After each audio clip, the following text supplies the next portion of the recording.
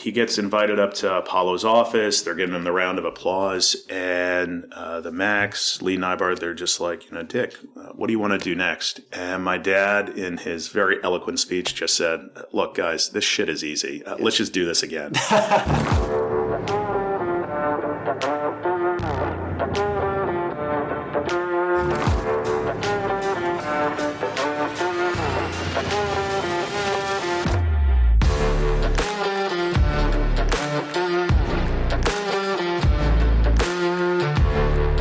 Andrew, good to meet you. Thank you for hosting me in your beautiful office in Philly. Matt, I really do appreciate it. Thanks, bud. Yeah, I'm looking forward to this. So thank you to your PR company who set this up. So we'll have to plug them as well. But you are the CEO and CIO of CAPREIT, and I think we can let you define what CAPREIT is, because I think people may come across two of them to some extent. But I would like you to define that. But so you guys are vertically integrated, and we'll go through all the different services, but effectively multifamily.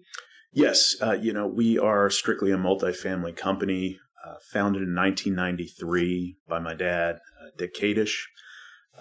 Dad was he worked for an equity syndication player down in Rockville, Maryland. Worked for them for about a dozen years, called CRI. Cool. He, over the 1980s, acquired, it must have been something like 50, 60,000 apartment units. And he worked for three gentlemen, and it was probably about end of 92, maybe it was end of 91. Mm-hmm. And they said to my dad went by the moniker Dick, and they said, Dick, look, we love you. You could buy apartments for, another 100, 200 years for us. But we really think you should start your own thing. Hmm. And what a wonderful thing by those gentlemen, because it gave my dad not just the impetus to move forward and create his own company, but really the confidence that these three gentlemen had. So Bill Doxer, Bill Willoughby, and Marty Schwartzberg, Wow. who ran CRI at the time. Thank you for doing that, because, hey, I have a job now today because of you three guys. No doubt.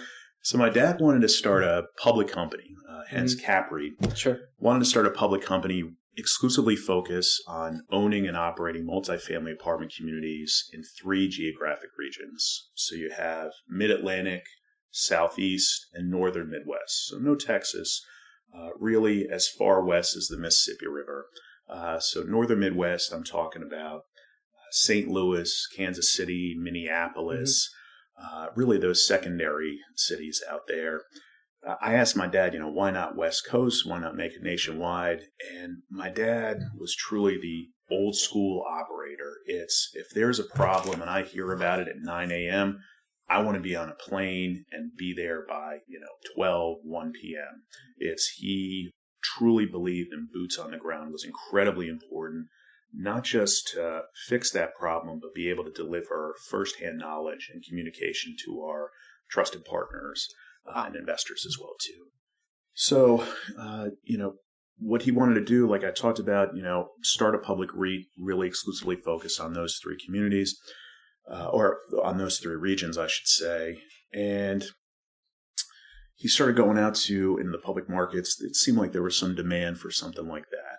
And there were a couple of companies coming out at the time, in reliance upon what was surely going to be the most successful IPO of all time. Sure. Yeah, of course. My dad was able to sign up deals to acquire somewhere around, I believe it was a portfolio company of around 20 to 25 apartment communities, really in those 3 aforementioned regions, so Mid-Atlantic, Southeast, Northern Midwest.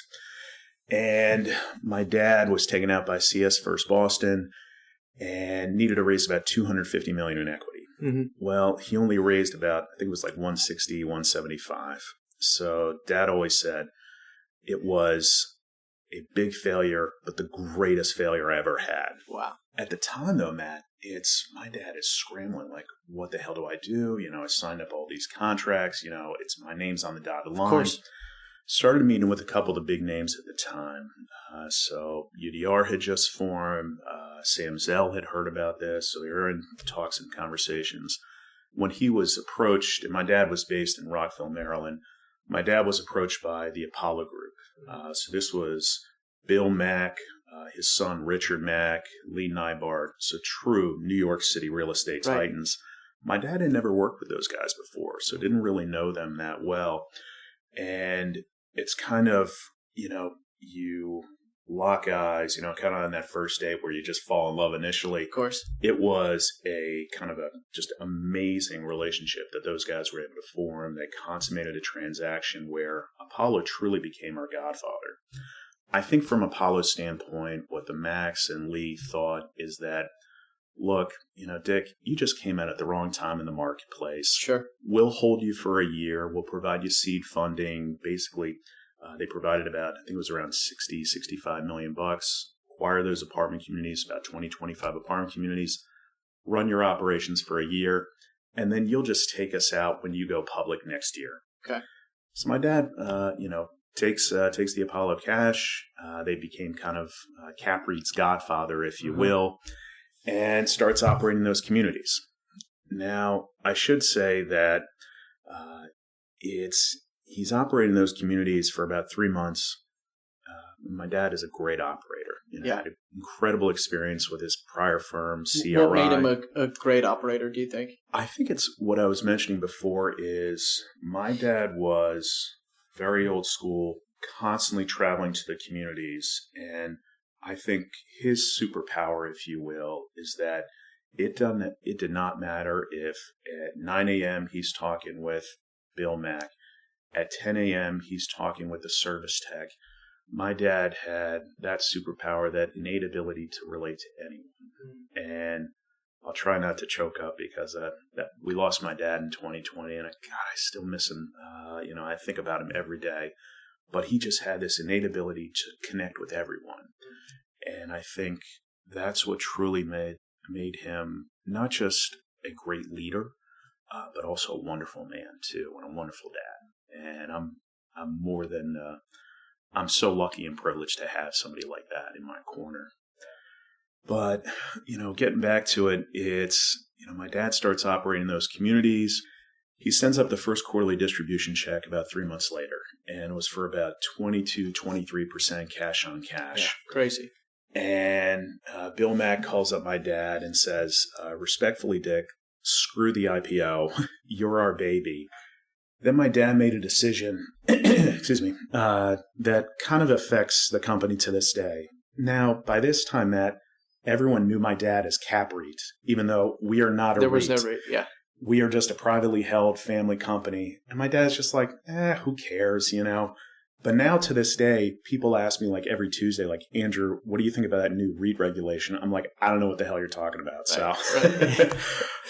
I think we're going to change the name tomorrow to like Andrew Inc. or Jen Inc. My sister, who's president of the company. I think she might have something to do with that too. But it's just been a wonderful experience over these past 32 years as CAPREIT. Wow. Yeah. So I want to dig into a couple parts of that initial story, and then we're going to effectively kind of tell two stories, which is the beginning, your father, and then also I want to interject you into when you weave into the company too, and then bring it to present. So in overview of the company now, so you have 13-ish thousand units owned, and some of those are solely just management, right? About 50-50 or so?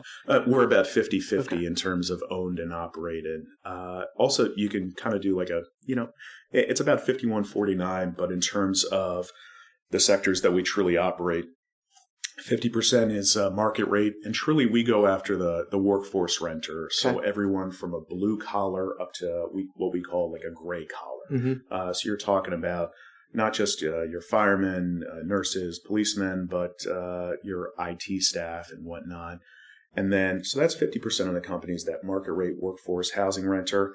We also focus on capital A affordable. And so this is specifically, we really target LIHTC, so low income housing tax credit communities, and really focus on, we're not doing the ground up specifically on the LIHTC side, but rather we focus on acquiring existing LIHTC communities, really like to target mom and pop management where we believe that with the installation of a true entrepreneurial property management mindset, which my company, we believe we specialize in for these past 3 decades of service, we can provide excellent customer service to that resident while also delivering healthy and expense cautious returns to our investors on that side. Very cool.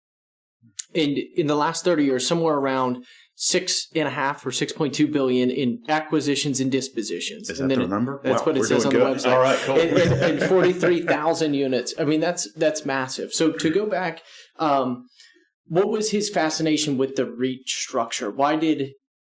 So actually a couple questions. So one, he was an acquisitions guy at the first company and then wanted to step out on his own. Did he have any of his own money? Did he plan on just raising it all? And then also, why the REIT structure as opposed to maybe just doing private deals and raising the money? I think it's he saw that as a easier avenue just to go out to the public markets. He had tremendous cachet and reputation throughout the industry, just starting out because of his dozen-year-long service at CRI. My dad was kind of a legend throughout the industry, and that legend kind of only grew. Mm-hmm.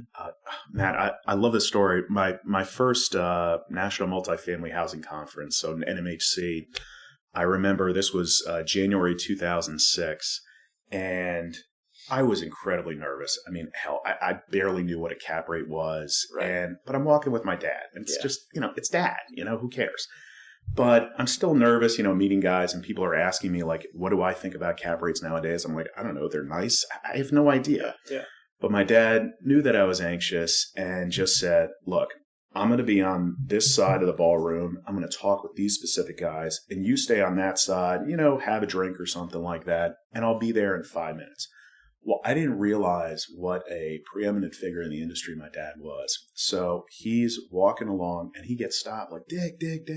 Right. And it's just, everyone's just talking to him. And so I'm there about an hour and a half later. People are coming up to me, asking me questions, and I'm giving them answers. And basically, I'm just making stuff up by then. So sure. It was kind of like those, just welcome to the industry moments that I just thought was so neat, where it's, you always view your parents as just, hey, in the parent, dad, child, mom, child relationship, but being able to see dad in a different atmosphere in his career mode where truly a respected figure and also someone who people love to share a laugh with. That was another thing about my dad, just incredible sense of humor, told way too many dad jokes, but you know what? You take the good with the bad. Yeah. So picking back up with Apollo, and to define, not Apollo private credit, Apollo that was acquired by Ares maybe or something? Yes, okay. Yes, later acquired by Ares, exactly. So they find out that, well, how did he do this deal that got such a good return? Like what was it just a large value add deal? Like where? I think it's what Dad really specialized in is acquiring communities that really, I think Dad had a capability of identifying communities where, number one, it was always in locales where he had experience. He was not buying in newer markets. He was not going into, well, I've heard that Nashville was a great location. I've heard that Greenville was a great location. It was going into locations where he had experience.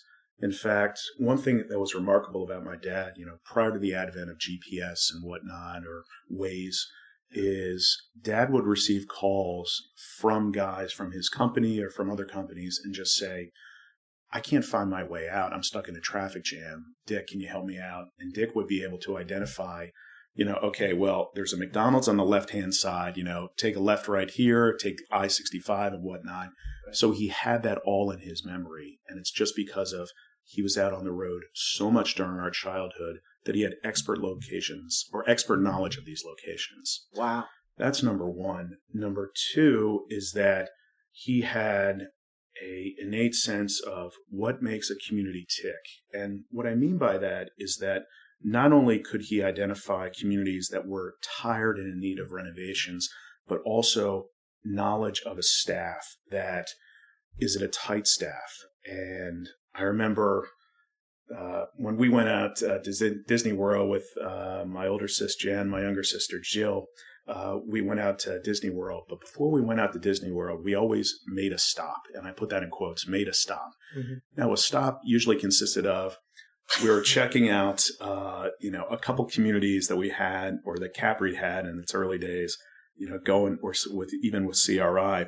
where he would talk about the little idiosyncrasies of the property management game. And what I mean by that is, are the lights on during the day? And so he would do that. Is the grass edged? Like, what does the curb appeal look like? Lights on where? In the office or in the parking lot? So in the parking lots, in the stairwells, because what he essentially said is he's just like, you are throwing money into a fire. That was one of his famous sayings. He's just like, you're just throwing money into the fire right there. So he would walk through, and those would be the things he'd see right away. And it's the famous story is if a management office or rental office was closed, my dad would take his business card right on the back. I was here, you were not. Wow. And that's the thing. It really put the fear of God, or really the fear of my dad, into the management team, and knowing that my dad was not sitting in that ivory tower. Like, he was actively going out to all those communities. And I think it's incredibly important. And I think it's a lesson for all the listeners here today is you can only accomplish so much when you're behind that desk. It is so incredibly important to get out there, to see your communities, to glad hand, to shake hands with not just the property manager and service manager, but the service tech, the leasing assistant, the marketing assistant, so you can actually tell what's going on in the ground. Because I always feel as CEO, I have an incredible senior team. I'm so happy to be with them. And every one of our 340 some odd associates, everyone, we have incredible engagement, but they want to see me face to face. And what I think I do is travel to communities so much that it establishes a culture that from the CEO on down to the service tech at every single community, they know my face. They know what my thoughts are. I think that's incredibly important to have that fully transparent communication. Absolutely. Now, these stop-bys on the way home from Disney, these were only at CAPREIT owned properties, or was he looking at new deals where you would go and check out a new property and then find weakness? It would vary back and forth because, and he would sometimes take me on trips where we would check out targeted acquisition opportunities, and was basically like learning the game, where he would mention the financing and talk about, we're looking at a LTV here of 74%. And I'm like, I don't know what the hell LTV means, Dad. I'm like, I'm 13, Yeah. But then he would start getting into the nitty gritty on the property management aspects. What does curb appeal truly mean? And then he would do the circle test and the spaghetti test. What the hell is that? Well, the circle test is what he would do is he would drive concentric circles around the community. So we're talking about a couple blocks concentric circle. Then he would do a half a mile concentric circle and then 1 mile concentric circle. And what was he looking for? What mattered to him most? I think most important to him is there a vibrant community, not just in the community itself, but rather the outside community? Because, hey, you can have a shining 5-star community, but the outside community, you can kind of see like it's very run down. There's not going to be that much more opportunity to really value add the surrounding community itself. So that's what he was truly looking for. Like, are there the shops coming in, or is the Whole Foods coming in there? Back in the 80s when McDonald's had the best real estate division, is there a McDonald's coming on in there? And now it's the Whole Foods, it's the yoga studios, it's especially on the the fitness side is so important to have the yoga. Then what I loved, what he would do is the spaghetti test. And so what the heck is the spaghetti test? And so in order to find out, what is the proper size of a kitchen, is he was extend his arm fully and imagine holding a pot of boiling spaghetti, and he would take it from the stove in order to the sink to turn it over. And if he had to bend his arm at any bit, he knew that galley kitchenway was just too small, and he didn't like it, and immediately gave a negative rating to that particular unit size.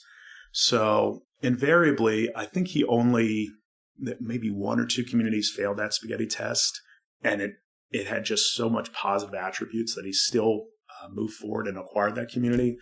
But I think that spaghetti test definitely served him well throughout his leadership. That's brilliant. So a couple more questions diving into that time period, then we can start progressing forward. So in those earlier days, do you know how he structured the deals, especially for him? Like, so you have this great large LP, Apollo, that's investing in their deals. How was he able to grow? Was he taking a large promote? Like, do you know, like, how was he a great man at structuring deals for him to grow too? He was pretty for exceptional. The company to go? He was pretty exceptional at structuring deals. In fact, so the company started back in 93 and, they were simply working off, really a promote structure with Apollo providing all that funding and really, funding the company. Over the, since that initial 20 community, 25 apartment community acquisition, over the next 3 years, they built the portfolio up to about 65 apartment communities, really in those three aforementioned regions, Mid-Atlantic, Southeast, and Northern Midwest. And really finding success, just incredible operations. I think, where really Dad specialized, and his two partners at the time, Ernie Hyman, who actually worked with Dad at CRI, Ernie being a fantastic real estate entrepreneur himself, and Rick Band, and Rick still with the company today, his number two partner, and still works for us on the acquisition and portfolio management side. But I think the three of them together really formed just an incredibly strong triumvirate on targeting acquisition opportunities where you could do that value add renovation, and then eventually, 4 or 5 years down the road, move on to the next opportunities. Why I bring up that 4 or 5 years is that Sam Zell, leading EQR at the time, called my dad. It was probably late 96, wanted to make a big portfolio buy for EQR.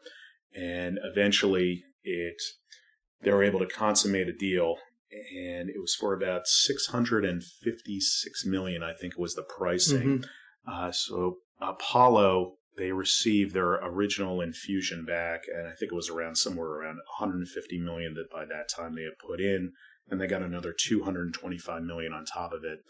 So Matt, as you know, that IRR is, a gazillion. Yeah. It was ridiculous. And one of my dad's proud moments is they invited him up to their office, and they lined the corridor where my dad was walking down, and everyone amazing, clapping for him. So Dad always said, like, man, that was really cool, Wow. So, and that's a big moment. Oh my God! Couple things before you dilute that. Oh, please. One, or downplay it, not dilute it, but.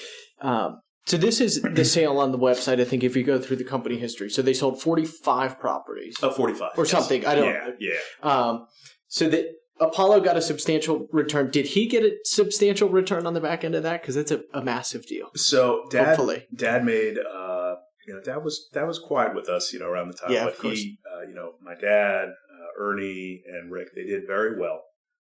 But I remember, post the deal, Dad was a little frustrated. He wanted to take a greater participation in the proceeds. And in the next iteration, and I'll get into that, there was a bit juicier promote for CAPREIT moving on forward, and for those senior principals. Did your father have a relationship with Sam Zell prior to that deal? You kind of downplayed that a little. Yeah, Sam Zell called my dad. So they were they were friendly at the time. And when Dad was initially starting the company, Sam and my dad had gotten to talking. Now, I wouldn't call them, best friends or anything of the sort, but kind of preeminent figures in the industry, and my dad, let's call him, second tier. And then Sam, I don't think there is a first tier for Sam. I mean, it's just, he's in the heavens above with, Zeus and Mount Olympus and everything like that. But they certainly knew of one another. And I think the sheer fact is, and reading Sam's book as well, too, Sam getting his start doing the student housing at University of Michigan, that's kind of like where my dad got his start, too. So my grandfather, Irving Kadish, was a single-family home developer in Edison and Metuchen, New Jersey, just around that area, and used to take my dad Rich at the time, Richard. So Dad would, he was, 11, 12, 13, 14, and what is he doing? He's digging ditches. And so to go from digging ditches to, basically going out for the IPO for CAPREIT, what a tremendous, leap in terms of, wow, you can truly start, starting really at the bottom. You're digging ditches for sewer lines, and now like he's running this big company. One of his famous sayings was, "Man, if my dad could see me now." And I often say that too. Similar. Yeah. Wow. Two more points I want to touch on his philosophy, because I think it'll set the foundation for the rest of the conversation in him having built the company and you guys growing it. What was his investment criteria for each deal? Like, did he look for specific yield right away, or was he like more growth and he's like, hey, look, I think these are going to be great in 5 years? Like, what was his investment criteria per acquisition? Or how did he define this was in the strike zone, this was not? My dad was not an IRR guy by any stretch of the imagination. Where he saw value was he believed that he was a exceptional operator. He could tell just from his knowledge of the markets and he always referred to it, he's just like, I've walked these grounds myself. I know that this is a great area. And he had that innate sense. And really, you talk about innate sense, but it's also that experience, and combining them together is the knowledge of the team itself. He could tell, who had a good team and who had a wonderful rapport, meaning the property management team. If he went on to a site, he would immediately tell our head of property management, whether it was Jeff Goldshine, Sandy Becker, like, look, that team is just not working. They are not working well together. You need to make a change. He could also tell, and because he had, faith and trust and instilled a lot of sense of responsibility within our regional management team, who were with him for decades at a time, what Dad really looked for is tired assets. And he always talked about that, is tired assets. And what do I mean by tired assets? It's not simply just like, oh, well, it's an old community, because you can have a tired asset that was just built 5-6 years ago. It's the fact that there is no attention to detail. Those edges are not being, cut, or that grass is just not being edged. The paint is peeling, well, it's behind the stairwell. No one, in quotes, no one's going to see it. That's not true. Okay. I think everything is just so incredibly important. Those details cannot be overlooked. Because, essentially it comes to the end of the day where you're having people touring the apartment community, and you want your marketing associates, you want your property management team to be able to show off, this is your new home, this is your residence, and this is a place that I am proud to be associated with. A lot of our property management team lived on site, and so it's just like, this is my home. I don't want to have to take you a certain route to get to the model unit that avoids that place, because I know that there's a leak there. I know that there's sidewalk cracks in there. That was incredibly important to my dad, and really added to his overall thesis and value proposition, where he knew, what made a property tick. He knew what increased a property's value just so well. My last question before we keep progressing. Sure. So from his philosophy, so to speak. So it seems like, and from the other episodes I've listened to you, everything I've read, and obviously CAPREIT's business now being a lot of third-party management too. What was his philosophy on managing assets? Because it seemed like everything was what CAPREIT owned, property management at those, number one. Number two, why did it matter so much to him? Did he view it as that if he was involved in management, or CAPREIT was, that they would have full control over the asset? Or did he find it as, hey, we can produce more revenue because if I do management, we can reduce costs? Like, what was his fascination or importance of property management? I'm going to give you a terrible answer. Okay. Both. Okay. Sorry, Matt. That's fine. Number one, he truly believed that my dad was kind of I miss your dad, but you were a control freak. So he definitely wanted control. And he believed that, if I could say it nicer, is the investor would call him up and just say, what is going on with Sutton Place, down in Orlando? And my dad immediately looks at, he would immediately look at the financials and just see that our marketing spend was several $100s off budget. He would talk to his regional manager talked to the property manager, or Dick would just say, you know what, forget my regional, Jill at the time. I'm going to call the property management team myself. Oh, God. And I cannot imagine what that property manager would just be like. Oh, God, I got to hear from the CEO of the company. Just freak them out. And what would he pick on him about? What would irk him? Couple dollars over cost? You know what? One of his greatest strengths is he would love to go into the office Saturday and Sunday mornings, and he would just pour over the financials, look over those monthly financials, and anything that was just a little off kilter, off budget, anything. I mean, you're talking like $30, $40. It's, some call it micromanagement. I would call it micromanagement, but what did he call it? I need to know the numbers. That's what he would say. I need to know the numbers. And my partners are entrusting me to know the numbers that well. And he did not believe it was micromanagement. He believed that he could do it better than anyone else. And I think that it was something that, some people love golf. Mm-hmm. Some people love tennis. I love golf and tennis. I mean, I'm a horrible golfer. I'm okay at tennis, I'm all right at golf. But I think my dad just fell in love with property management like that. Family was always number one to my dad, but property management, he truly, truly loved. Wow. We always said CAPREIT was his fourth baby. So. Okay. So I think that's an incredible foundation. So how did things start to evolve? So in 97, they make that large exit. He wants to make more money. Yeah. How does that then start evolving the company? What happens next? And then we can bridge you in here soon too. Of course. So it's, he gets invited up to Apollo's office. They're giving him the round of applause. And the Max, Lee Nygaard, they're just like, Dick, what do you want to do next? And my dad was a very blunt man. Am I allowed to curse on the podcast? Mm-hmm. And, they said, Dick, what do you want to do next? And my dad, in his very eloquent speech, just said, look, guys, this shit is easy. Let's just do this again.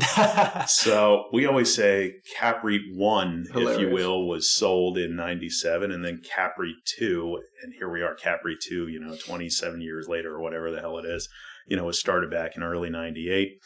Same team, so you had Dick at the top, Ernie Hyman, his top deputy, Rick Band, Bruce Esposito, a long-term CFO, who's just a brilliant, brilliant man. And they just started going to the races again. What's interesting, though, is that Apollo always knew, and I think they were very good about it, is they said, look, Dick, Ernie, Rick, our money is very expensive. And so if you can find other capital partners out there, mm-hmm. We'll still hold, I believe they held us something like 60% of the company at that point. We don't mind if you go out and find cheaper money out there. And what? They just wanted high preferred returns or something? Yeah. It's essentially, we will take, that 60% profit margin on mm-hmm. anything you guys get, and we're happy, doing that. They knew they had, truly a cash cow, with CAPREIT moving on forward. Mm-hmm. And, so Dad and Ernie and Rick, started finding newer capital partners. One of them, we had a really great program with Muni May, back in the old days, cool. Based out of Baltimore. Charlie Pinkney, Christine Espenshade, was there at the time, now run Newmark Mid-Atlantic. She's actually on my board of advisors awesome. Now. But, Muni May was a great partner for us throughout the years. And the only time that, what's funny though is, Richard Mack especially will come to my dad and start saying like, well, we didn't really mean it. Like, don't go out and find cheaper capital. And my dad's just like, that's what you told us to do. And then the Max would be like, yeah, I guess you're probably right. So, but what's interesting is, we're talking about, we would grow by acquisition. And that's what we would do. We own and manage, mm-hmm. but it was own. my dad never wanted a third party manage. Just, it didn't appeal to him because he believed that he had a vested interest in the success of each community that he owned. Mm-hmm. Well, why get into third party management? And it wasn't his decision. So at the time, Merrill Lynch was our biggest lender. And I think that Merrill Lynch called up my dad and just said, hey, what would you guys think about, managing these 3 communities? I think it was like down in Tallahassee, Florida. And my dad's just like, look, really do appreciate the opportunity. You're a lender, but, we're not really, third-party managers. So thanks, but no thanks. Right. And then very nicely, Merrill Lynch said, oh, I don't think you understand. You're managing these communities. We have, $300 million of your debt. So you're doing it. And suddenly my dad's tune changed where he's just like, oh my God, we are third-party managers. Yeah. We are so happy to do this. Yeah. What that did is it created, a sense of, hey, this is another opportunity for us to expand the portfolio. So it really built up. And it wasn't really through friends and family. It was basically our lender telling us, "You're managing these damn communities, so you're going to do it." And why did they want it? Why did Merrill Lynch want it? Yeah. We had so much business going on with Merrill and doing so well for them that they trusted not just Dad and Ernie and Rick, but they also knew the management team. Jeff Goldshine, Jeff, if you're listening to this, hey there, bud.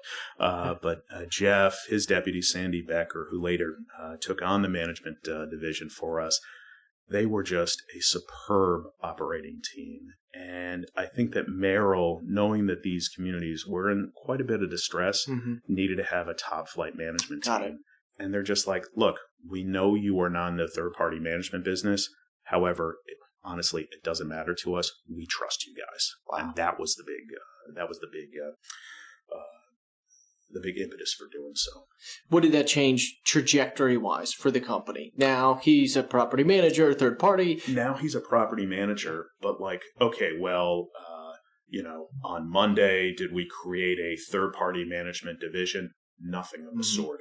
Dad still had that mindset. It's just like, okay, my own portfolio is incredibly important, and the third-party management, look, we'll do it for Merrill, but we'll try and get out of these as soon as possible, but owned is still very important, and we'll give scant attention to the third party, just make sure they're doing okay. Yeah, that's not how my dad could operate. He was basically fooling himself, and it's exactly like you said, man. He was all in and treating each community as if it were, it's crazy to say, but as if it were a child. Like, you had to pay attention to it, and giving the same full force and effect that he gave to his own portfolio, he was soon giving to the third-party management portfolio. So we started doing the third-party management, and it was just onesies and twosies at the time. Then it really became friends and family. I think where, we really expanded that is this was back in 2009, and we had the opportunity, and Dad really saw this opportunity to expand the third-party management business, is we got a call by a guy by the name of Rob Rojak. And Rob Rojak at the time was working for Credit Suisse.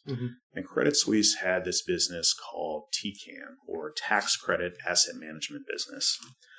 And what Credit Suisse was doing at the time is that they had a portfolio of, it was around 248, if I remember correctly, tax credit communities based in, stunning locales.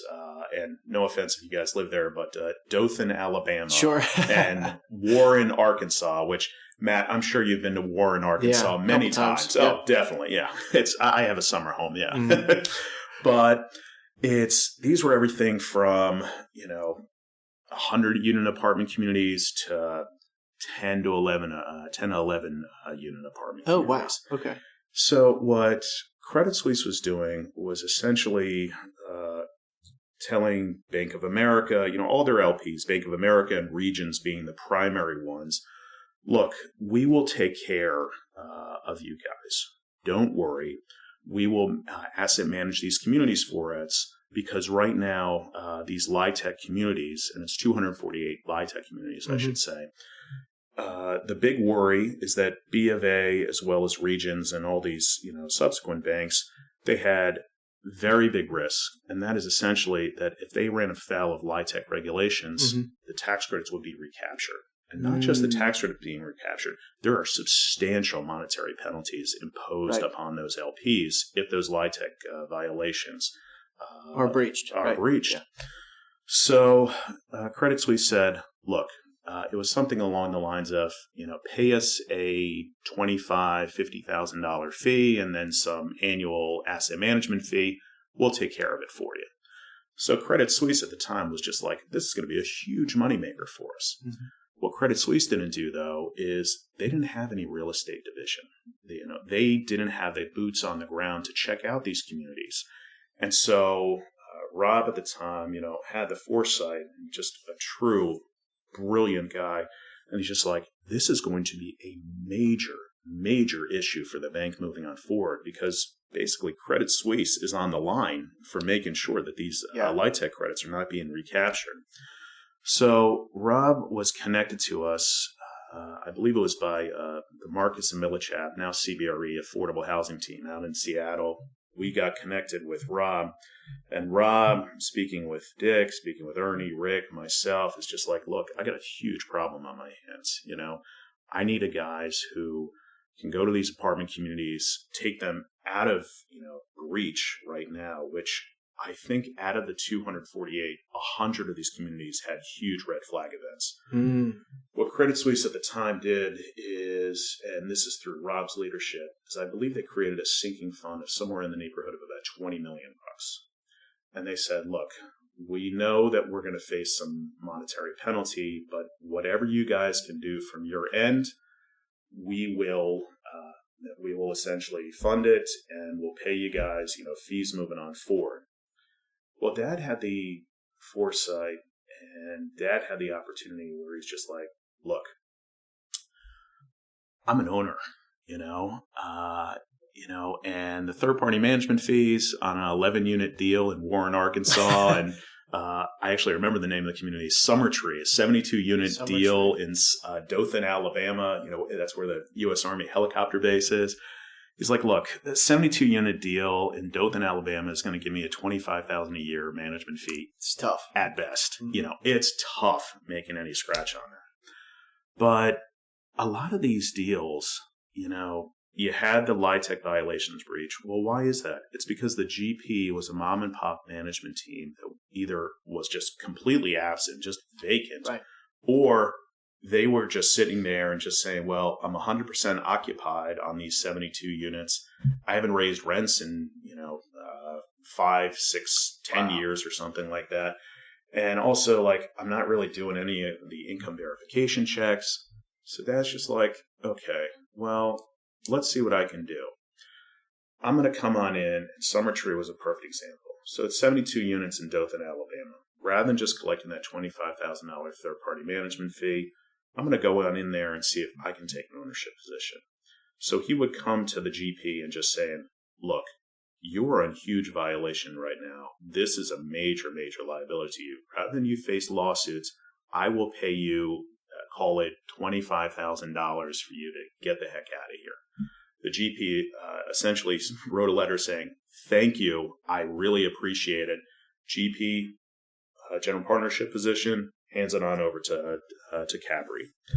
Then you had the B of A, as well as, I believe it was Regions was on this one. Now, Regions, they had already collected their tax credits for these past 10 years. And they're thinking to themselves, okay, it's year 11 through 15 of the tax credit compliance period. I've already collected my tax credits. It's year 11 through 15. This is a huge liability on my balance sheet. I just want to get rid of this damn thing. So Dad would come to them and just say, look, it's a liability on your balance sheet. I'll pay you $250,000 to acquire this deal, acquire your LP position.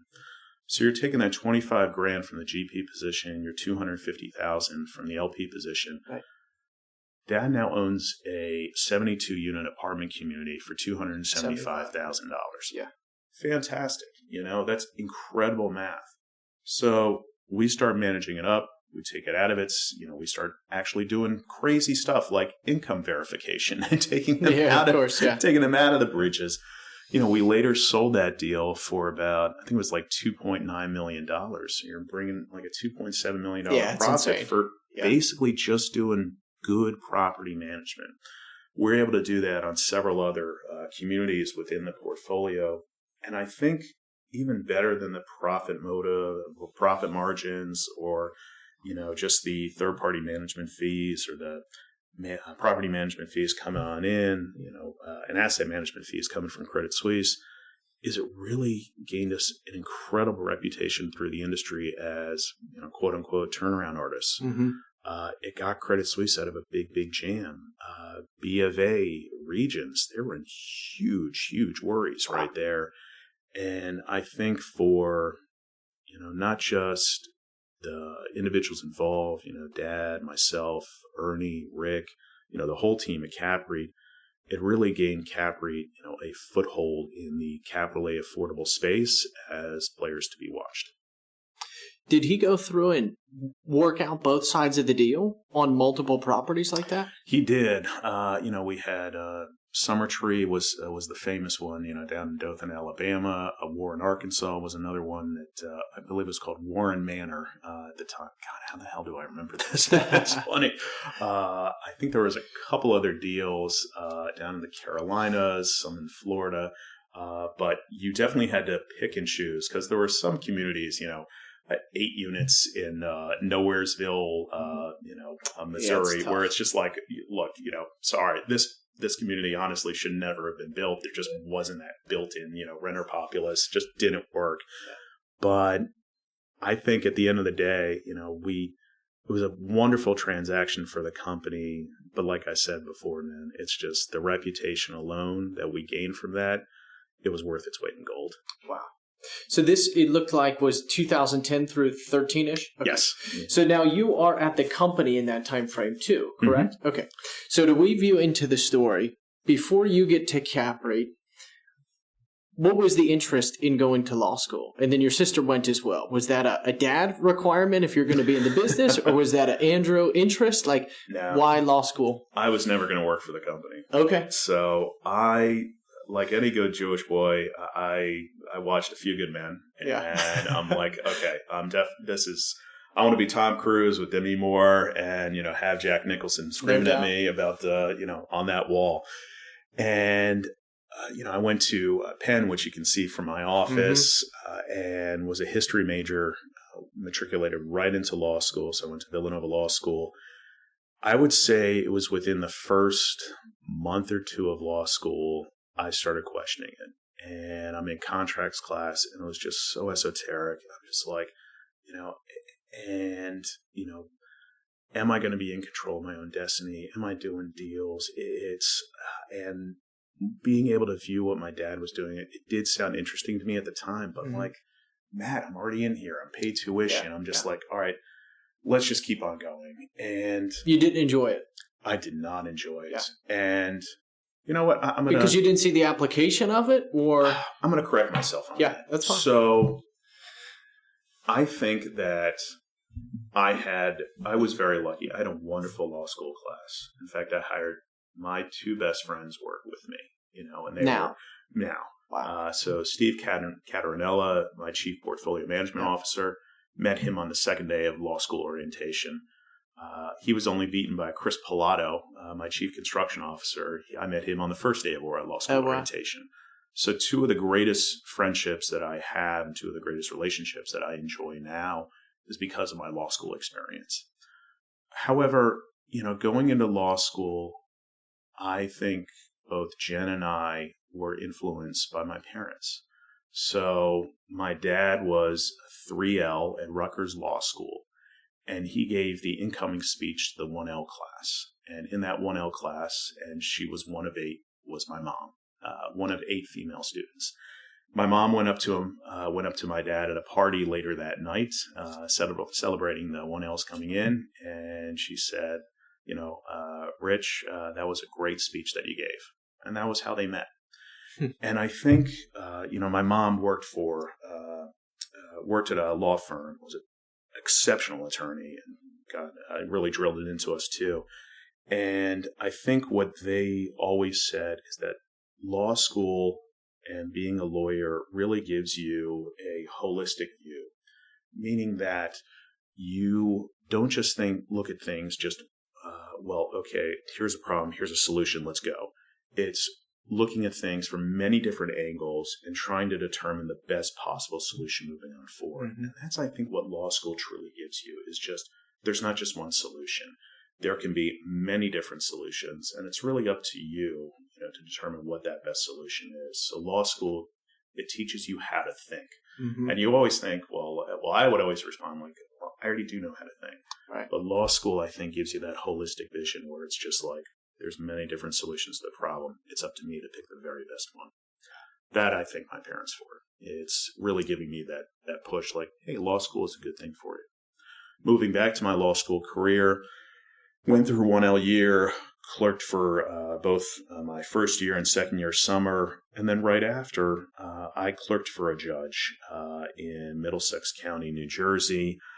And I have to say, it was a very tough experience because the day before I started my clerkship, and I was supposed to be into civil division, and my judge informs me, and Judge Diane Pincus, and Judge, if you're listening to this, hi there. That's right. And Judge Pincus tells me, hey, I'm being transferred into special civil. And I'm like, in my head, I'm like, ooh, special civil. This must be high profile cases. And she just says, no, this is small claims and landlord tenant. Oh, wow. So I'm just like, oh, man. And she's like, yeah. So instead of just, 15 cases on the docket, I'm dealing with literally hundreds up to thousands of small claims and landlord tenant cases, everything from... How fitting, yeah. And it was just a very, very disheartening experience. Luckily I had a good judge, who kind of, we endured that year together. I also had a fellow law clerk, Nick Rapisi. Nick, if you're listening to this, hey there, bud, still a good friend of mine. And I think that, it was probably about 4 or 5 months in where, I got to tell you, Matt, I had a couple opportunities to work for the law firm, but I kind of became disenchanted. It seemed like most attorneys that I met were not happy. Mm-hmm.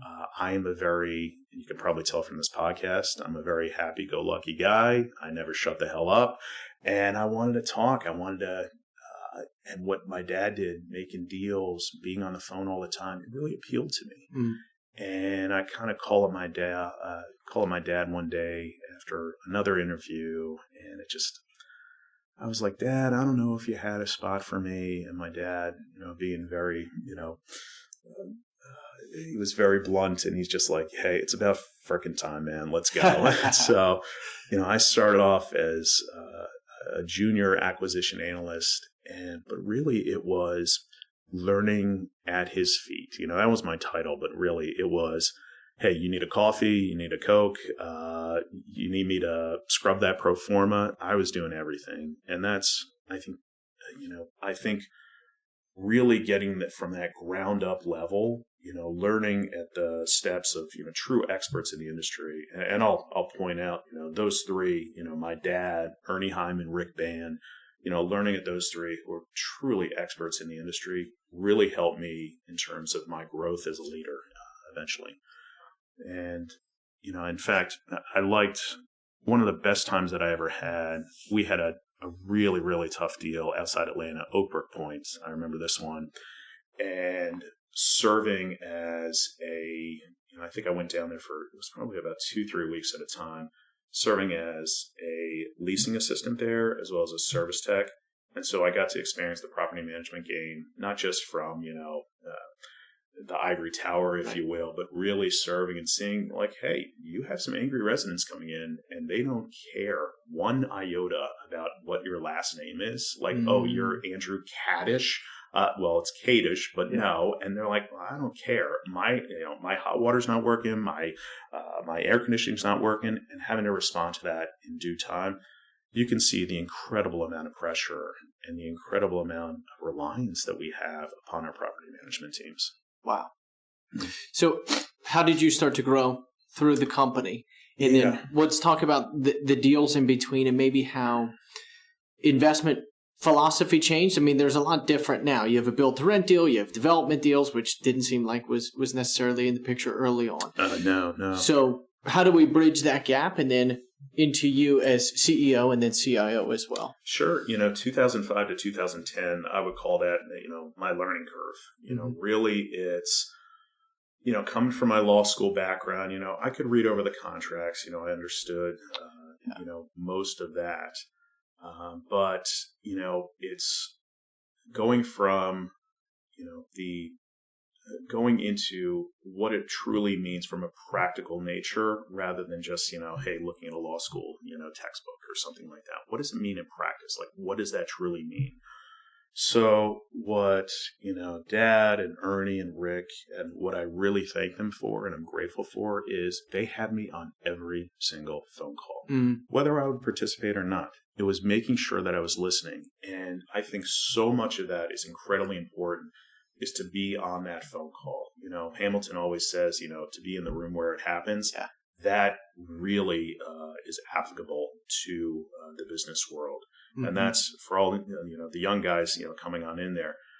Hey, look, I'm one of those guys, I loved being remote at first, with COVID. Sure. It is so incredibly important to be in that office, to be in that room, because look, you can be on a Zoom and whatnot, but you can't read tone. You can't read facial expression, body language, and also being on that phone call with the other, the guy on the other end. The sheer fact is your, managing director, your VP, your CEO can kind of give you side glances, can kind of write things on notes to you that you're not going to experience if you're on the Zoom. It's just so incredibly important for your growth to be in that office, to be with your VP or MD or whatnot. So that initial 5 years, that 2010 to 2015, really my growth period, I started leading some transactions, at the time. And was mostly focused upon the value add. And I remember one deal, Drew White, who was working at ARA at the time, I was the lead. And, respect to you, Drew, I appreciate, dealing with a punk 25-year-old at the time I was. But Sherwood Crossing in Mechanicsville, where we had, it was a great, initial deal for me to work on. And in fact, the first tax credit deal that I worked on was Countrywood Apartments in Naperville, Illinois. It was about 180 units, if I remember correctly. And I think part of that growth is, I talked about it before in the podcast, is I was doing it all. So reviewing the contract with our outside counsel, Howard Najev, Saul Ewing, still our outside counsel. Thank you, Howard. But reviewing that, viewing the contract, but also leading due diligence. And that was really under Rick Band's tutelage. Is due diligence is so much more than just, calling up the appraiser, making sure you get the appraisal, doing the environmental engineering. No, it's going to that site, doing the spaghetti test, doing the concentric circle test, walking those units. I think walking those units and walking every single unit is so incredibly important, and not just relying upon your maintenance guys to do it themselves, is because you want to get a feel, for that unit. Like, the unit is 800 square feet. Is that big? Is that small? Well, what kind of market are we in? What kind of submarket are we in? What does that truly mean? Until you actively walk that and physically feel that, that's incredibly important for you to do. It's a big time commitment, but in terms of your learning and your growth, really matters deeply to you. Also, I think what I learned quite quickly is, it might have been my third or fourth deal that I was working on, is one of our investor partners, quite rudely, I should say, was like, well, Andrew, have you been down there to the community yet? And I said, no. And he's just like, well, that's not good. And why I say quite rudely is, damn, he was totally right, and how dare he? Exactly. Honestly, I got my butt on a plane there tomorrow Okay, so you go back down there. Did that rude remark, so to speak, set a tone in how you looked at deals of like whether it's you or someone else, they always have to go and walk all the units? Was that kind of the precedent after that conversation? Always. Yeah. It's truly matters. There's only so much that a damn Google search can find out for you. Right. It's until you walk it because, well, number one, what are the shops really down there? What's the walking count? And you can determine somewhat of it, some through some prop tech and whatnot. But like until you actively walk those units, walk that community, walk the outer community, you don't really know. Like what does the traffic actually look like? Right. And not just at 9 a.m. and 5 p.m. During rush hour and whatnot. How many cars are actually on site during the day? Especially when you're buying a shift work community, it's like, are there lots of cars, on that site? And does that mean that the factory is closing down or whatnot? It truly matters. And I think that's something that, despite, we having, so much, prop tech, the advent of prop tech and whatnot, it's something that it truly hasn't captured is just what does the human experience actively entail walking that site? What does that physically feel like? How do you feel? What is the air? What does it smell like? Because we've had, apartment communities where it's just like, hey, I think I'm getting high just walking through this hallway. Of course. Yeah. And that's something that I think is just so incredibly important. Also, it's funny, like I said, it's just like, hey, quite rudely, but you know what? It was just such a great lesson for me. And I thank him to this day for saying that, because how are you going to trust your operator if he's not walking? Yeah, of course. If he's not going down there, if he doesn't know by heart, hey, this is the best route going from the airport or coming from the train station there, what are the traffic patterns like? What does it feel like? Are there happy residents going to the office, or is everyone pissed off? And I thank that gentleman to this day, because it was kind of a good kick of the ass for me. Wow. So looking at more modern time, do you want to give an overview kind of what you are focused on now and how it is a little bit different than it was before? So there's a BTR deal, it seems like, in Greenville, Spartanburg. Yep. You have a new development in Florida. Yes. Is also a new facet to the company. Yeah. So where is the interest now, and what changed? How has investment criteria changed? How do you look at growth? How has that evolved? Yeah, I mean, I'll talk about it in terms of, I'll go back a little bit past, we built up the company. I started I was appointed CEO it was January 1st, 2015, as CEO of the company. And it was a bit of a momentous event in the company because, unfortunately, Dad started getting sick in mid-2014, and we had planned with PR firms and whatnot, okay, we're going to do this magazine and this magazine, kind of the transfer of leadership to the next generation. And Dad, by that time, was just not being himself. He was not feeling well, and he hands me a note at the company's holiday party that December, and it says, "I'm out, you're in." And that was it. That was the handoff. That was the handoff. So Dad announces to the company, just saying, Andrew's going to be taking over as president of CAPREIT, and I'm going to kick myself up to chairman of the board. Wow. And so it was kind of How was that handled by the company? Everyone, was that hard for other folks? Was it the obvious thing, or was there someone else that also may have? I think there was a lot of, I take it from two folds. Like, number one, I'm a young 35-year-old. Of course. And going from a preeminent figure in the industry, a leader in the industry like my dad was, and going to a young 35-year-old who, I've been working for the company then for about, I guess it was around 10 years. Sure. So people, hopefully, but people knew I had a great work ethic, got along well with everyone, and I was starting to make my bones in the industry. And I think that people saw that I wasn't the first, the last one to arrive and the first one to leave, but rather it was the damn opposite. I was always working my butt off. So I think there was some trust there, but that is still a huge change for any organization, let alone ours. I also think that, there were a lot of long-term legacy employees who, when I came on in, they kind of saw it as, naturally that torch would be handed Of off. course. However, I would say from most of the senior team, it was definitely a shock at the timing of that. Yeah. I don't think people recognize, how Dad was really doing health-wise. Both, physically, my dad never really treated himself right. What's funny is my dad, he only had one vice. My dad never smoked and he never drank, but he was McDonald's favorite customer. And that's the fast food really got to him. Kind of a lesson for us all. Right. But it really started to affect him and slow him down. And my dad was definitely slowing down in early 2014 and just, definitely cratered since then. So it was definitely a shock for the company at that holiday party when it was announced, when my dad announced it. And I was just like, Dad, are you sure? And he's like, yes. Dad announces it January 1st, 2015. I'm the president of the company. Wow. I'd say those first 6 months it was very concerning.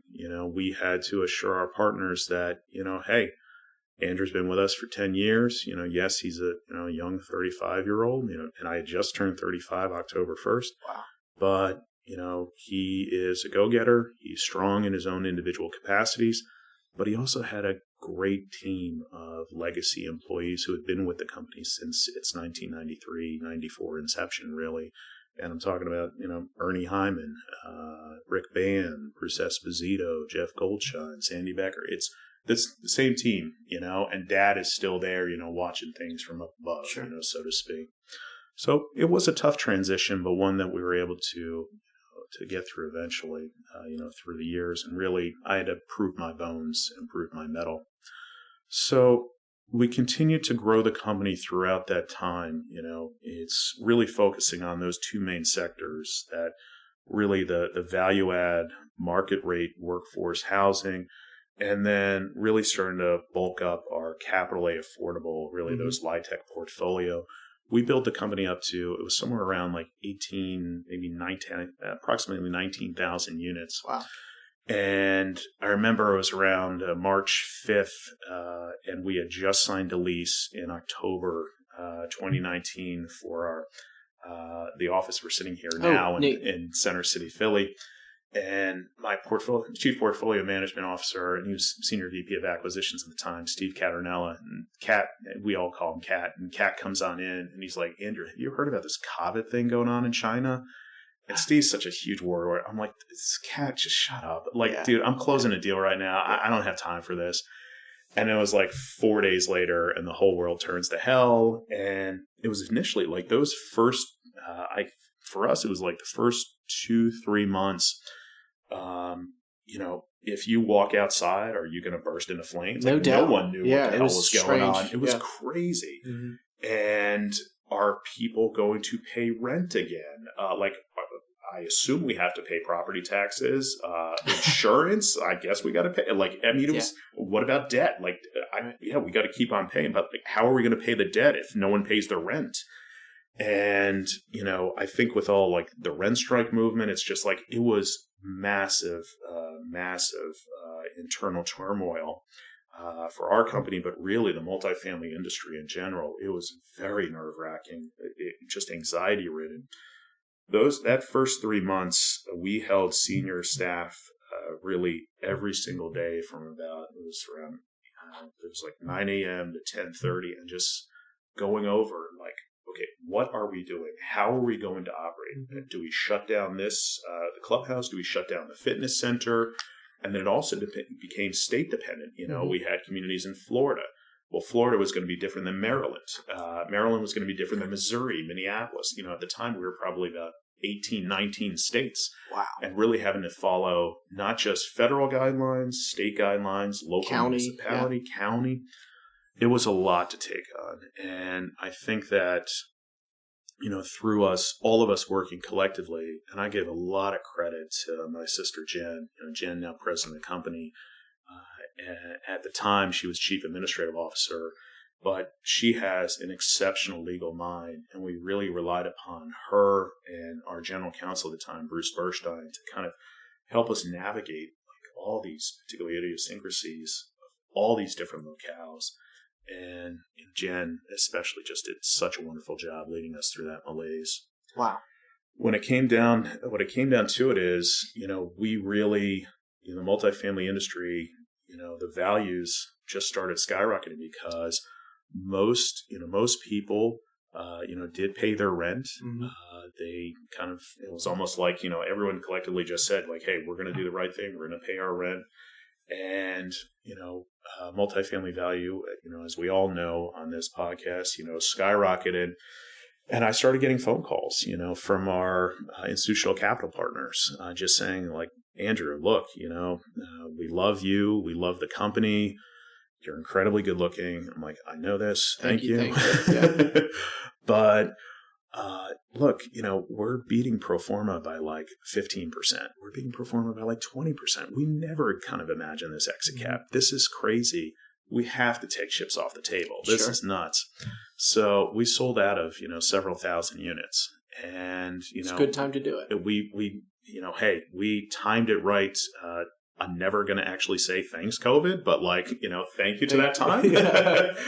But, we did very well there. But it also provided, a sea change for us in that, hey, we've always been value add guys. And, since I think it was 07, 08 when we first bought our first LIHTC community, we've always been value add guys and capital A affordable guys. Well, the problem, Matt, is that we would have every Monday morning, we have the action call. Mm-hmm. And we go over the acquisition opportunities and we go over the disposition opportunities. Well, at the time, the disposition section became 55 minutes of the call.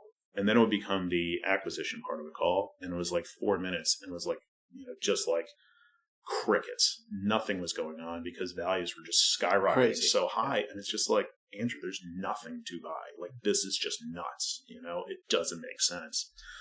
So I started thinking to myself, look, we can't just sell the damn portfolio.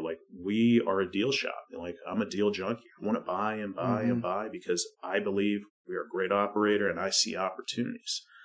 And so we thought to ourselves, okay, well, what else can we do? And I started thinking to myself, look, okay, we have always bought existing apartment communities. And what was that mindset? What was the old school mindset, coming from my dad and his partners, where it's just like, development's too much risk. Mm-hmm. If the building falls down, they're going to sue the developer. And I thought to myself, look, the past, at the time, the past 25, 26 years, we've bought existing. We have done, close to, probably at the time, 5,000 unit renovations. We have substantial construction experience, and we're not going to be the developer ourselves, but let's rely upon experienced developers. Let's do the construction management. Mm-hmm. Let's see if, we can find, some kind of concept where we'll do the construction management, we'll do the ground up development, and see what else is out there. At the time, I was in a family business forum. I'm in an organization called Young Presidents Organization, called, YPO for short. And I'm in a family business forum, and a forum is basically, 10 guys sitting in a room. Could be from all different industries, but for this, it was family businesses. And one of the gentlemen who was in the forum, a guy by the name of Blake Gable, and Blake is the CEO of Baron Collier Companies. Mm-hmm. And Blake, similar ages to me. I'm 46. He's probably 53, 54. And, we're both, leading just burgeoning businesses. And Baron Collier Companies, it's based in Naples, Florida. And this is the namesake of Collier County. So this is the Collier family. Right. And they at the time probably owned about 250,000 acres of land in Southwest Florida. So, and really heavily tied in with the government down there. Blake, chairman of the board of trustees of Florida Gulf Coast University, and just true stewards of Southwest Florida, right. And just a well-respected name down there. So they had always been in the business of, they were doing retail, they did hospitality. They became the master developer on what's called the Ave Maria master plan community, and Ave Maria being 30 minutes east of Naples. they have there now, there's Ave Maria University. There's about 6,000 single-family homes. But what Blake had, the foresight, is that, while Naples and its surrounding environs, really appeals to incredibly high earners.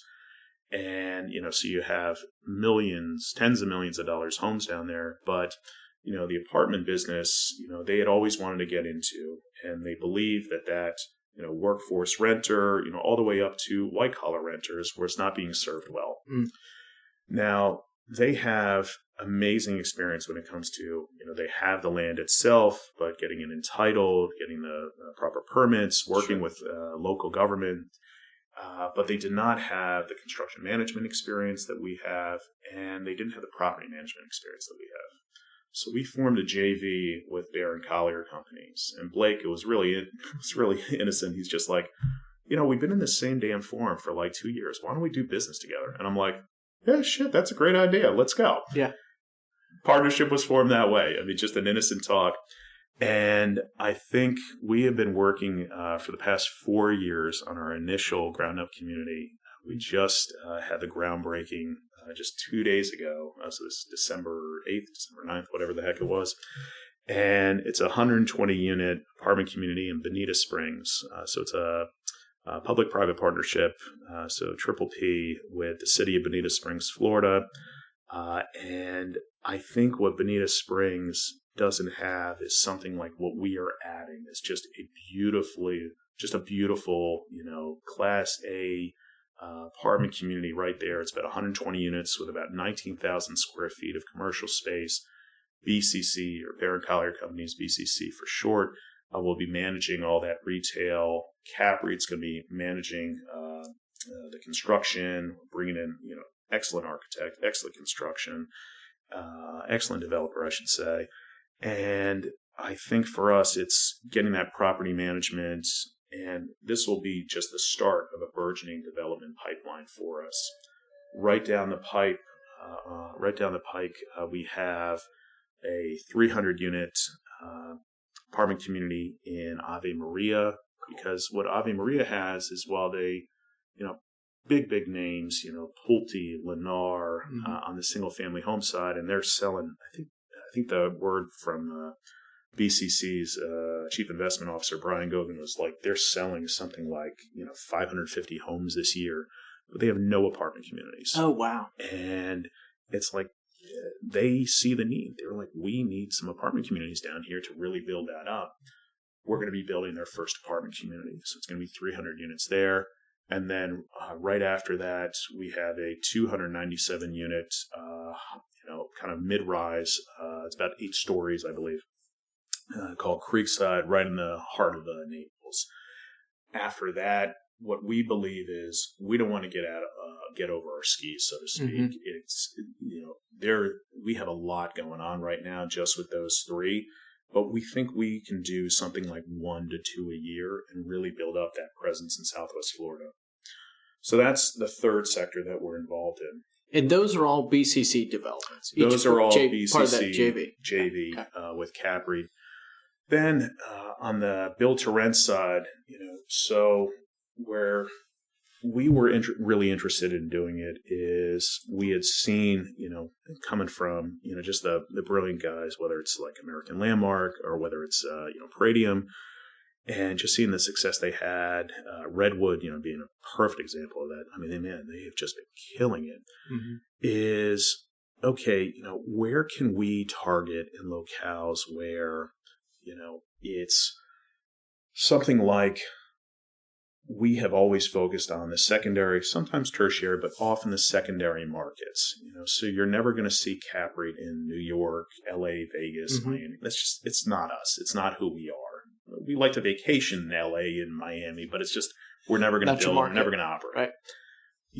We really target St. Louis, Minneapolis, Richmond. Those are our 3 biggest locales. And we were looking for another space in the Carolinas where we think that a BTR pipeline could really work for us. And this is also relying upon, as the aforementioned, that construction management experience. And Chris Pilato, my team, being chief construction officer, has really been leading our charge there. And so I remember flying into Greenville for the very first time, and we had an opportunity there, and I had never been to Greenville before. And flying in there, and I see this massive BMW production facility that they have there.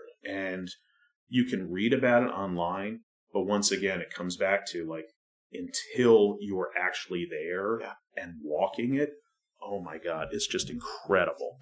So I go there, I see the BMW, I'm immediately excited. I go to downtown Greenville, I'm seeing the Clemson grad students, I'm seeing Furman, I'm seeing Boeing has a major space there with the airport, all the businesses. It's a great downtown. Just the population influx from the Northeast has just been incredible. Hey, it's, there was a lot of supply coming online, whether it was just regular ground up development. I was looking at it from a different space. And I think what we were able to do is capture a site where we are directly across the street. I mean, like a 2-lane street from a public park. And when you think about a public park, you're just like, oh, it's just some grounds, maybe a playground. That's about it. Maybe one tennis court or two. We really got lucky. It's got the grounds, it's got the huge playground, but it had something like a dozen tennis courts. It's got the pickleball courts. It had a water park. And I'm like, this is incredible. We're not paying for any of these amenities. It's just, this is part of the natural public. Yeah. What we also focused on is it's 120 units at this Baldwin Chase, and it's about 84 townhomes, I apologize. It's a townhome and single family home product, and really looking forward, it's, when you get a 2-car garage, it really adds to the expense, but we wanted to create a 2-car driveway at the very least, because, Greenville, you need to have a car, to operate down there.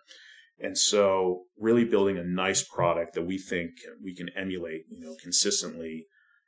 We did something incredibly brilliant, though, is we closed and started leasing Christmas Eve.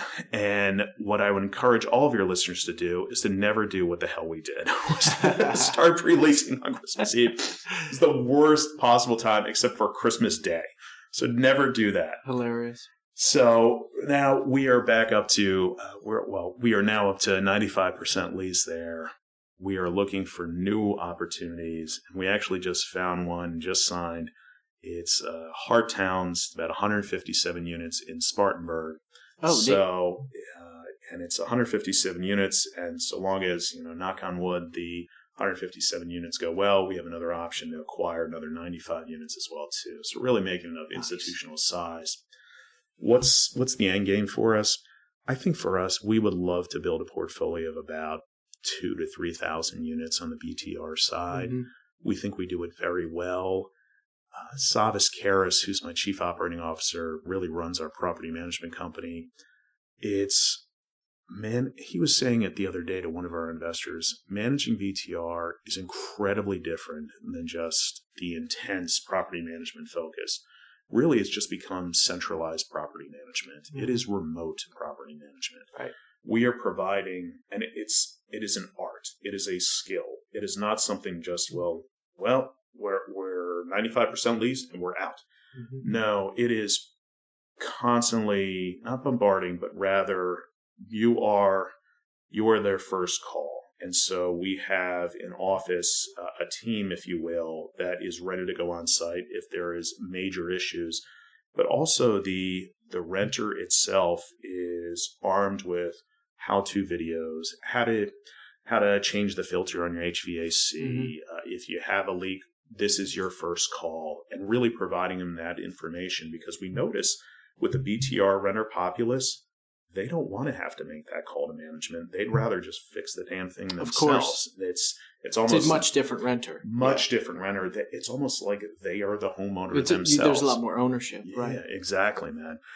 And I think for us, it's really opened up opportunities for us where we're going to continue looking in that Greenville-Spartanburg area, but later keep on moving on down.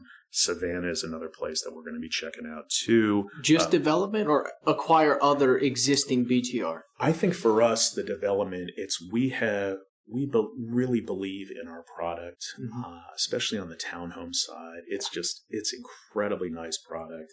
One thing that Jen mentioned the other day is it seems that she actually said it at our investor meeting the other day. It seems like it's South Carolina law that you have to have at least 2 dogs, in our BTR product. Yeah. And it's something that we didn't do our homework on it. And so we installed fencing after a lot of these homes were built. And now the dogs are fenced in, so you can just shove them in the backyard when they have to go out and run. Fido needs to run around and whatnot. And it's something that's really added to the appeal of our community in that sense that you're not just renting a unit. This is your home. This is your residence. And having that dog and, growing up with a dog, I know, Patch, he was my dog as a growing up, and he was a member of the family, just as good as my 2 sisters and I. Wow. So a couple more questions on the BTR side. Sure. So that deal was Dreamfinders the builder, or it was partnership with Dreamfinders? Okay. Partnership with Dreamfinders. So the BTR product has a lot of diversity in it. In that deal, you had 84 homes, I think, and then 36 townhouses. But then you also have this popular kind of cottage built, the smaller square footage homes. We have it closer to Myrtle Beach. I've seen it a handful of times too, which is also BTR. And then you have, excuse me, what seems like not purpose-developed BTR, but maybe a builder overbuilt and someone comes in and acquires everything, and then now that's effectively BTR. You have 4-bedroom houses, you have 3, you have townhouses, you have garage, no garage. It runs the whole damn gamut, right? Yeah. What is your philosophy or interest level in those different products? Have you found the best match? You like 4 3s, you like 3 2s? Like, what is the best BTR product, or are you open to kind of different sizes, different builds? It is definitely a different strategy when it comes to, like we talked about my dad earlier in the podcast, on that, where I think my dad was focused on, hey, these guys just didn't do this right, and I can do this better than them. I think for us, it's coming up with what is the best possible product that I can build on the BTR space. That is incredibly important to me. I don't want to take advantage of someone else's mistake. Similar to kind of like what we do. It's just like, well, I can operate that better. Look, I think it's a different mentality because with us acquiring existing deals, I'm going to be on there, or the Royal I, meaning CAPREIT, will be on there 24/7.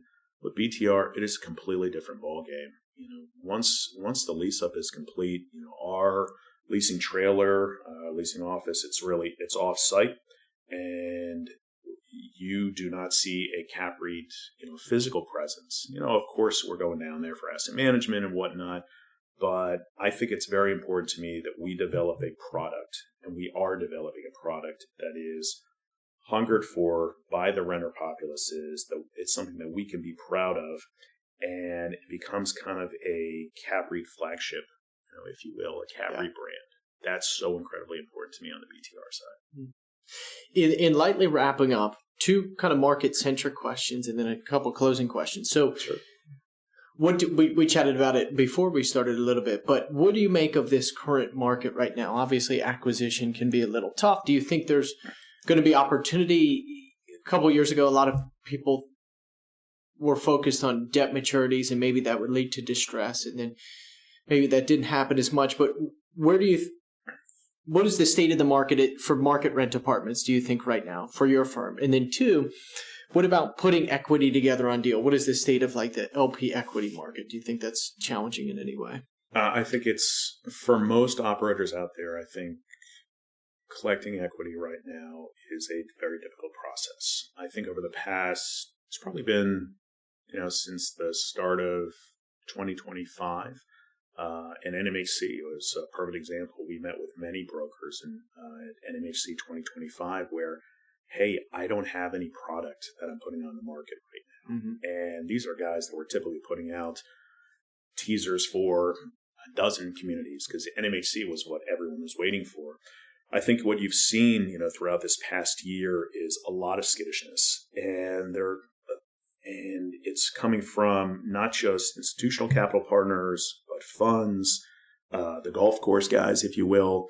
Is this a good time to enter the market? And I think it's a couple things. Number one, is this the bottom of the market? Mm-hmm. People want to time that bottom of the market. I beat my head against the table. No one can time the bottom of the market unless you have a crystal ball, and no one, to my knowledge, has a crystal ball. Not yet. Yeah, not yet, exactly. Number two, I think, is the Trump angle. And I've been told by my PR firm, sometimes, and Matt, we talked about this pre-podcast, you may want to calm down on the Trump angle, but that's just not me. It's, sure. I think what Trump has done, regardless of what one might think about his politics, whether you're full MAGA or whether you're all the way to the left, I find myself, I'm really centrist. Sure. But what Trump has done, and it's sometimes for good, sometimes for bad, but Trump has added a tremendous amount of volatility to the markets. What's going to happen next? Mm-hmm. And I remember, in the early days of, Trump 2.0, with Doge, is anyone going to invest in DC anymore? Right. That had to be a little worrisome for you guys. Absolutely. I mean, so we own and manage a lot of product in the DC area. Mm-hmm. We were incredibly nervous. I was getting phone calls. We third-party managed a deal for Osso Capital. Olivia, if you're listening, hey there, Olivia. But we have done incredibly well there. Doge, it turned out to be, it wasn't the death knell for the DC area, as everyone was worried about. But what it did add was a lot of skittishness, a lot of nervousness, a lot of anxiety. And then you move on forward, past Doge, and whether it is, Trump immigration policy, Trump volatility when it comes to foreign policy, Russia, Ukraine, the terrible conflict, with October 7th and Israel. It's just, now we have Venezuela. It's what the real estates truly crave. And it's just not just real estate, but rather just the markets in general, whether equities or whatnot, is stability. And we crave stability. And at the end of the day, I always come up with the example is Matt Skirka, my director in acquisitions, when he's sending me a pro forma, and we're looking at an exit cap. And do you have faith in your exit cap? And he would say, I guess. And that's not a great answer that I can deliver to my investor. And a lot of our investors just like, well, what's the exit cap going to be? Is this IRR? Especially if this is an IRR driven guy.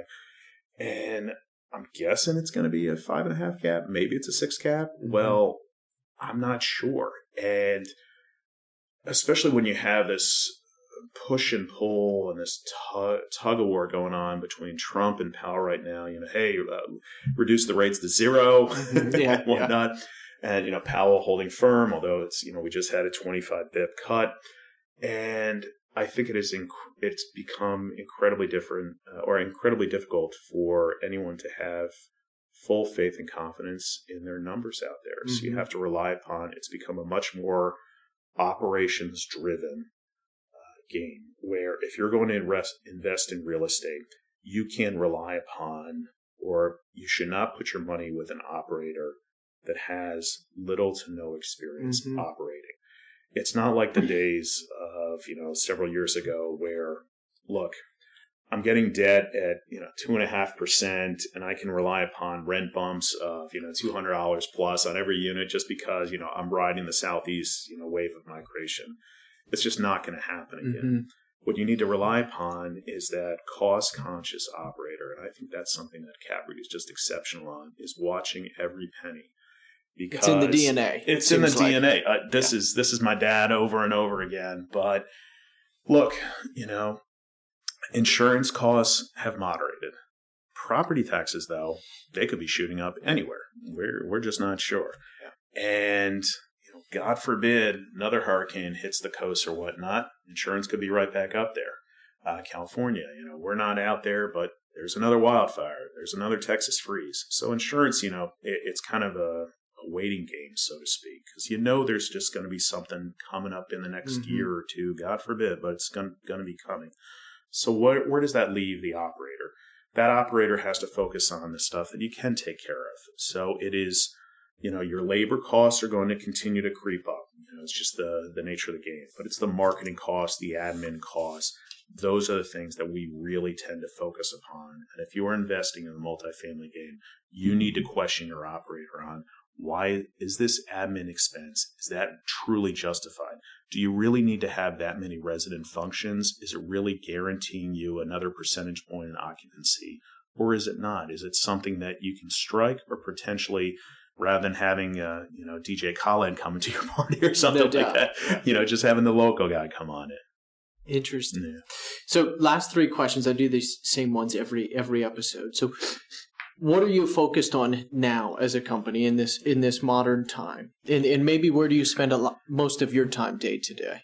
I think for us, it's, I talked about our 4 sectors that we're involved in. I think a truly big coup for the company is what we can do. And it's, again, going back to our DNA, is we have a passion for affordable housing, and not just capital A affordable housing, but workforce housing in general. That is why it was about it's been 1 month. We were able to secure a partnership with AHC, standing for Affordable Homes and Communities. We took over just over 3,000 units of LIHTC apartment communities in Northern Virginia and Maryland. And I think what it does for us is really prove to everyone out there is that just because a renter is low income, just because a community is encumbered by LIHTC regulations, that does not mean that that they do not deserve great service. Number 2, so the residents deserve great service, and we believe we deliver that to them. Number 2, just because a business is a nonprofit, that simply means that is, determines how they pay federal or state taxes or whatnot. They can still be an exceptional partner, an exceptional business. And I think for us, what we have seen is that AHC has been a fantastic partner in delivering quality homes to the low-income communities, and it's actually 6,000 units that they own in total. We manage half of that portfolio, or 3,000 units. And what excites me is that no one has truly offered bespoke, customer service-oriented management, property management to these lower-income communities and to nonprofit charities who own residential multifamily apartment communities.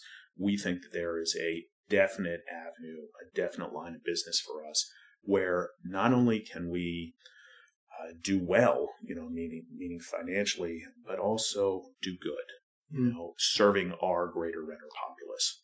So we are constantly evaluating opportunities to partner up, not just with AHC on new opportunities in that Mid-Atlantic region, but others where we operate. So Mid-Atlantic, Southeast, Midwest, we are actively looking at new partnerships with nonprofit charities that have substantial portfolios of the LIHTC, Section 8 affordable space. Wow.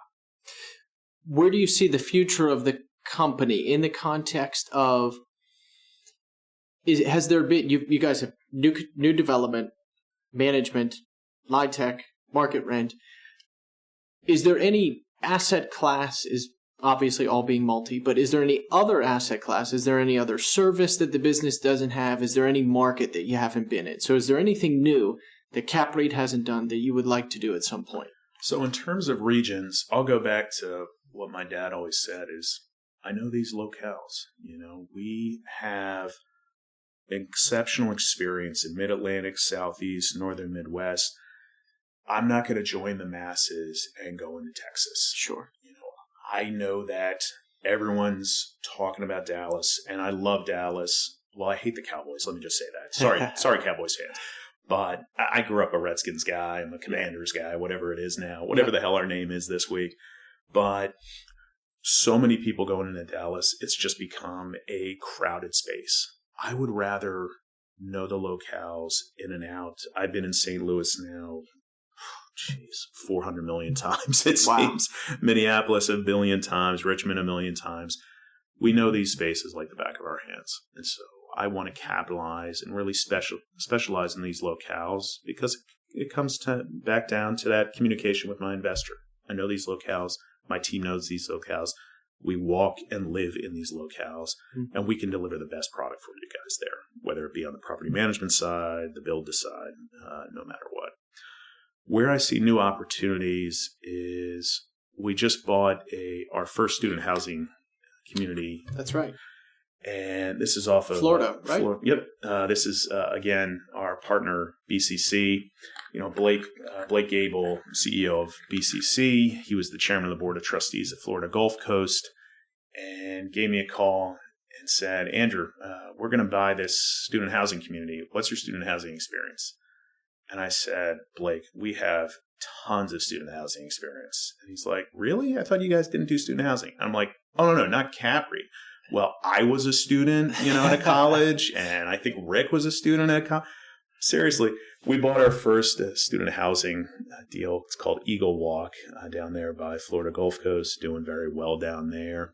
And we kind of see the opportunity where we're going to grow it. It's really like learn the game. And so for us, it's BTR development. We have that experience. Students are not that different, even though everyone thinks of student housing as Animal House. I don't consider it. David Edelman, from Campus Apartments, he's really the master at the game. And I think what he has done is create just an incredible, exceptional company at Campus Apartments, and another Philly boy himself. And what he has really capitalized upon, and I think CAPREIT wants to emulate that vision, is delivering an experience that was not really there for the student renter before, where there's not just an incredible amenity package, which we believe we are delivering in Eagle Walk now down at Florida Gulf Coast, but also a management team that truly and deeply cares about the individual renter themselves. So I think student housing is a little bit different, where it's not only do you care about the renter, but also the parents too, because this is truly... They're paying the rent. They're paying the rent, and it is not simply the student may be the renter, but they're getting the money from the parents. So it's really you're catering to that family experience. That's right. Family may not be living there, but part of the family is. I love it. Last question for you. Who do you think helped you the most along the way in your career? Maybe as it pertains to CAPREIT or just business in general. I have been blessed. I have been blessed by so many, and I don't think it would be right for me to name all of them because the list would be thousands long. I'll just name a couple. My wife, Vicky, been with me now since we started dating December 13th, 1997. I met her on Halloween, freshman year at Penn, and I was just like, who is that girl? And finally built up the courage to ask her out. We've been together now, so, God, what's that, 28, almost 30 years later? Yeah. Vicky has definitely been my sounding board throughout the years, just a brilliant woman herself, also incredibly good-looking, honey. She has certainly helped. And so it's having a strong family at home. And I think we formed a wonderful partnership throughout the years, just on the family side. My dad being my chief mentor. Dad, I say it all the time, I miss you and I love you. And I'm just so incredibly grateful and so incredibly privileged to have not just a great businessman that I could aspire to step into his large footsteps, but really hearing from people now 5 years after his passing still talk about what he did for them that he didn't talk about.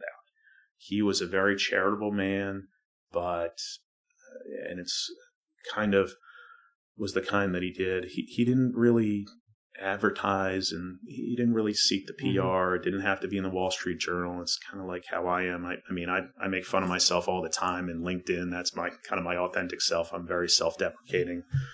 But the wonderful thing about my dad is he never really sought the publicity, didn't want to have the bright lights on him. He let his work speak for itself. And then finally, my mom was just a wonderful mom, and I think I get my wonderful sense of humor from her. So thanks, Mom. My younger sister, Jill, who she definitely has a biting edge to her humor like I do too. So thank you, Jill. And then, finally, my partner in crime, Jen, my sister and my president.